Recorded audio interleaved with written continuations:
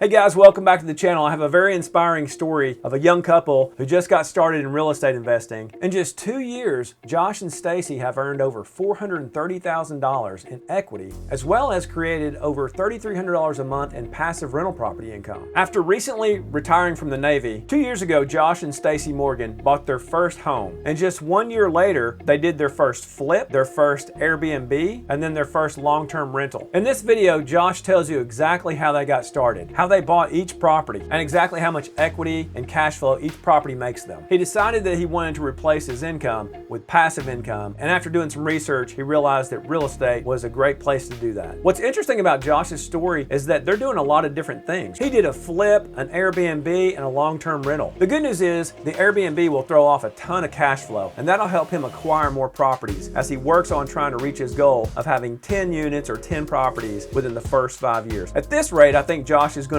reach his goal much sooner. It would really help the channel if you would be so kind as to hit the like button. By the way, I'm going to be taking on a couple more clients to coach, so if you're interested, drop me a comment. Well, hey man, I am very impressed. Within 1 year, you've done 3 rental property investments and you're ready to go for another. I am, yep. In your first 12 months, very well done. You don't see this a lot. Some of it was word of mouth, so that helped out a lot. And I think doing all the analysis that I did allowed me to know when a good opportunity presented itself. And so it allowed me to move forward quickly on the property. Josh and I actually went to high school together, and we recently had a high school reunion and reconnected. He remembered that I was into real estate. He reached out to me to see if we could meet up and just talk some real estate, and I wanted to catch a little bit of this on video. And about how many places did you say you've lived actually? I guess about 16. So Josh, what got you interested in real estate investing? I had been thinking about it. I did 27 years in the Navy, and I was thinking about it throughout the whole time. I would move into a place, stay for 3 years, and then have to transfer, and saw the market fluctuate throughout that time. Sometimes I would come back to a location and say, wow, the rents are higher, the appreciation is higher, I should have bought here. I didn't do it. I was hesitant, some fear in there. So I kept delaying it. There was always more education to do. And so that was kind of my hesitancy. I needed to know more. What if the market drops? All these questions that you have when you're thinking about going into a purchase that large. I got out of the Navy and I decided now or never. And so I started looking in the current market that I'm in because I know that market. I'm very aware of it. Obviously, I'd been educating myself. Then I had a little extra income because I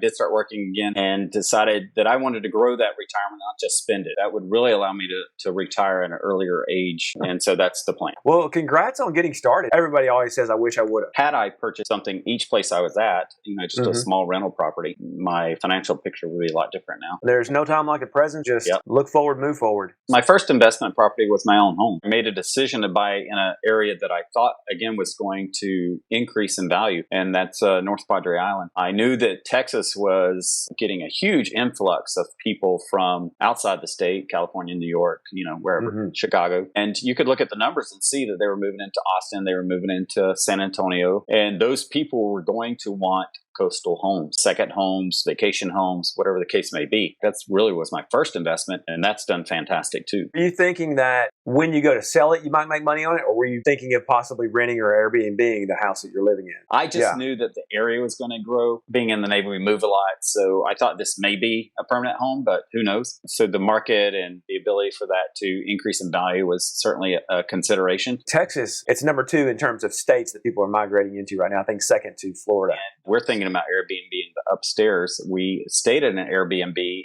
Utah, Zion National Park, where they flipped it, where they were upstairs and they Airbnb'd their bottom. And so we got that idea and said, wow, this is fantastic. And our plan is essentially Airbnb the top of our house because the bottom is essentially where we hang out and stay most of the time. So that'll be interesting to see kind of how that plays out in the future. We'll have to call it a B&B because you can't have short-term rentals. And so we'll have to navigate that, legal aspect. I'm impressed with your willingness to try these things and Stacie, your wife's willingness to participate in all this craziness. A lot of people aren't fortunate to have a spouse on board with these things. And so we share that both of us, Well done there. So you own your house and then you did your first deal. You did a flip about a year ago in Chattanooga, and you did this with your brother. Right. So I live on the Gulf Coast of Texas, and I found out about a property up in Chattanooga through mutual friends. They were actually going to go into foreclosure. I had my brother go go look at it. It was a rundown property. It wasn't in great shape at all. They had actually already moved out. Through some communication, I actually drove up there to take a look at it. Thought that there could be some positive gains. We put a little money into it and then rented it out. That was the original plan, was to rent it. We decided to make an offer that we thought was fair in the market. And so we did, and they accepted. We did see that the market was going up quite rapid. And we said, hey, if you'd rather talk to a realtor, you may want to do that. But they were so committed to just getting rid of the headache, possibly going into the foreclosure. They just wanted to dump this property. We had offered them cash, and so they decided to go with the cash. It's amazing because we bought it for $40,000. We expected to put $20,000 into it. We expected to rent it, and then we saw the market was just climbing, and so we said, well, heck, maybe we should sell it for about $90,000. Maybe we get $100,000 if we're super lucky. Through the renovation process, and everybody knows this, February of 2021, the market just kept climbing. We said, oh, wow, let's redo the numbers. How long would it take us in our rental market to make what we can make on a resale? That's how we came to the decision. And when we sold it for $175,000. But again, looking back, wow, now it's listing for $200,000. So, who knows? But on hindsight, I've looked at a couple of, you can't ever regret decisions. But, looking back, would it have been better to take that equity out and distribute that equity to other properties? That's something we thought about and may happen in future property. But it turned out successful. We have no complaints. We didn't have a 1031 exchange ready, so that was a lesson learned. And so we'll pay a little bit extra taxes, but taxes are never a bad thing when you're earning a bunch of income.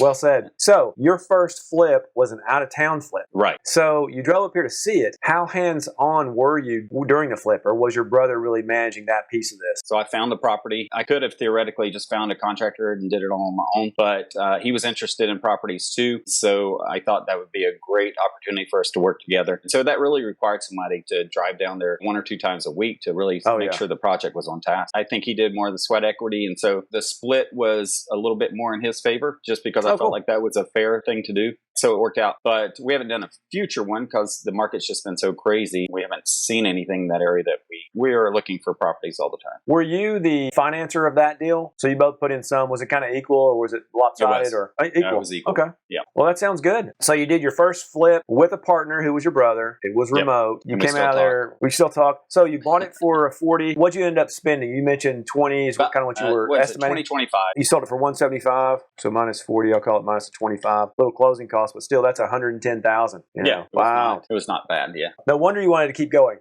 Right. Yeah, cool. So great job. That was investment property number one. That's right. And then shortly after that, you bought an Airbnb in North Padre. Port Aransas is quite grown up. North Padre is in Corpus Christi. It's a little island. So it's growing a lot of opportunity here. So that was your second investment property. This one you did all by yourself. You took some of the cash you got on that first flip and invested locally. You wanted to do an Airbnb this time. The one in Chattanooga, you were planning on doing a buy and hold. So why did you change your mind and want to do an Airbnb on this second investment property? Well, again, it's knowing your market. And so the market on North Padre Island and that area was more suitable for Airbnb. I was in the market, was letting numerous people know that I was interested in properties. And so someone came up to me and said, hey, I heard there's a property, at a location. And so I went there, did a quick look, said, I'm buying. It was essentially a turnkey property in a community. So this was your first time buying an investment property by yourself and your first time doing Airbnb. That's right. You want to tell us a little bit of the numbers on that, like roughly what you paid, what it rents for on average, how much you cash flow? So I bought it for $100,000.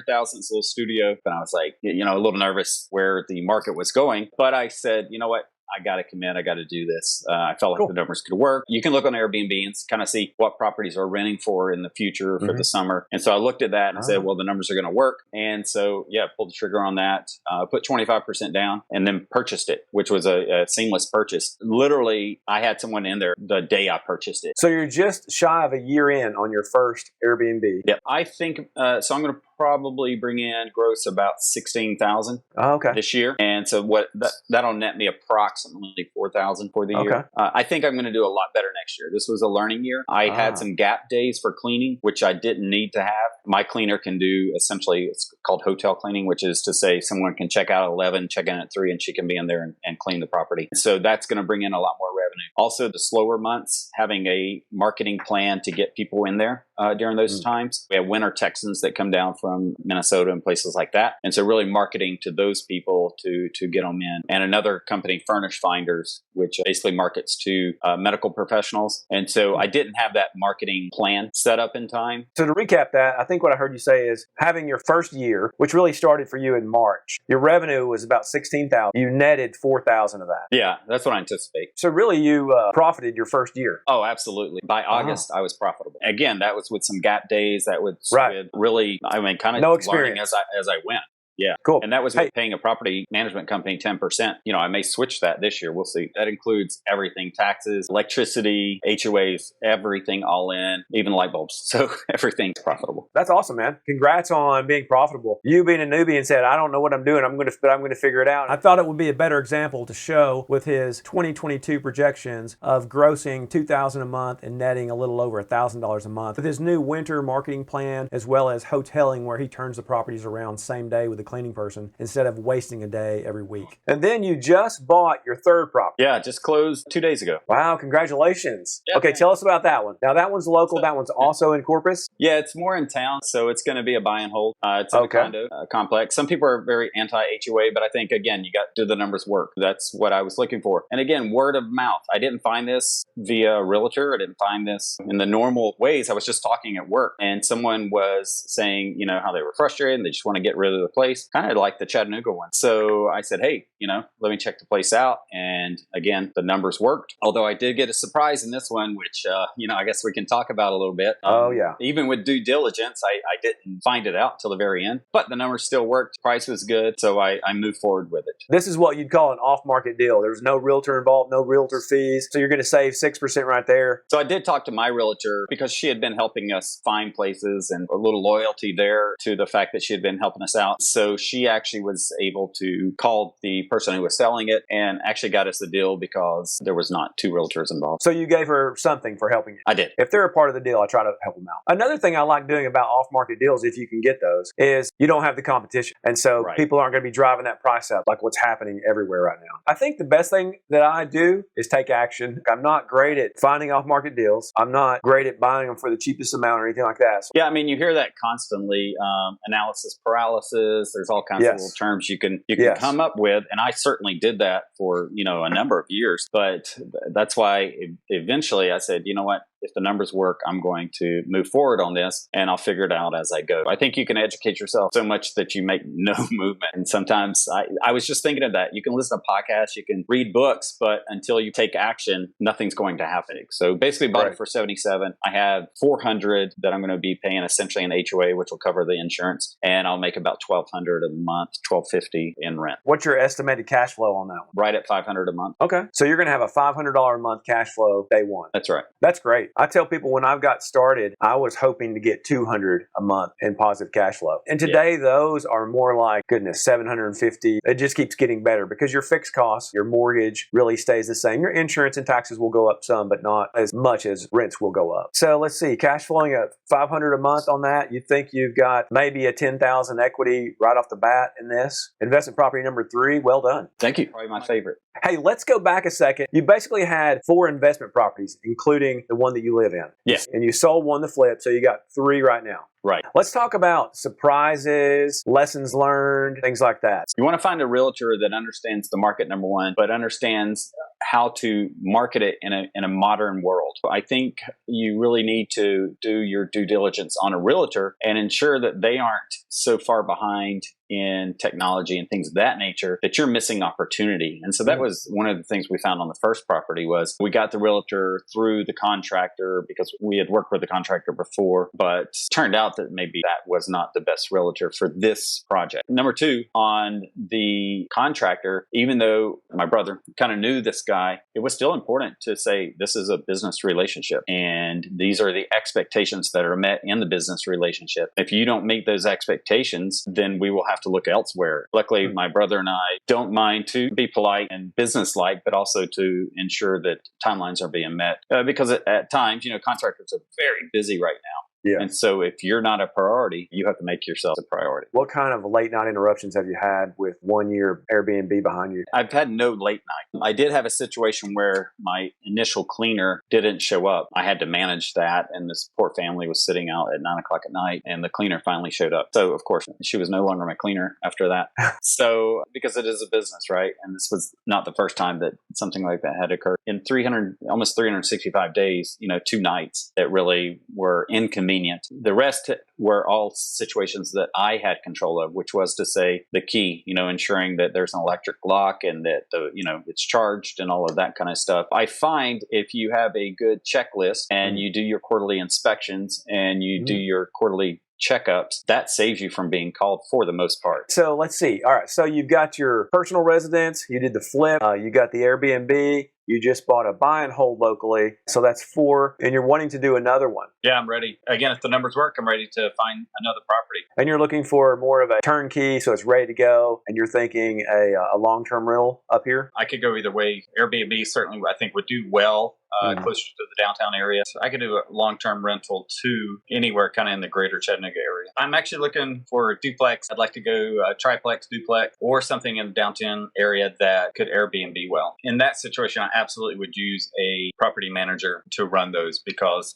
again, being distant like that, it wouldn't make sense for me to try and handle that. I can't imagine doing that myself. Now, I know you're from here. What's your interest? Are you just wanting to diversify in a couple of locations? Are you thinking of maybe having a home base here or moving back this way? Or why do you want to do some out-of-town investment property? We love living here, but we could see ourselves having a home in the Chattanooga area too. We love that area. We go back and forth. Do we want to live on the coast or do we want to live back in the mountains? Both have their pros and cons like everywhere does. We could see ourselves moving back there or at least having a second home. And they cash flow really well here, and you can't do that in some parts of the country. I admire your bravery for having a out-of-town rental property. So what next? What do you see? If you look in your crystal ball, how many do you want? What does that look like in 5 years? My goal right now is 10 in 5 years. I may beat that, but we'll see what our interest rate's going to do. What's the market going to be like in the next year? Yeah. And so that will all dictate what that number is. But that's my goal is 10 in the next 5 years. I'd like them to cash flow $500 a door. The goal is to back off my current job and to supplement that income. Luckily with my job, I can do per diem work. That's the goal is to slowly transition from the 5-day-a-week job to have a little bit more flexibility through the rental properties. And I love it. I love doing rental properties. I love finding the good deals. I like the numbers. I tell people if they could just have 10 properties or 10 units, you won't have money problems. And you'll have a fantastic, reliable retirement. That's right. Yeah. Assuming you spend less than you make, which is key.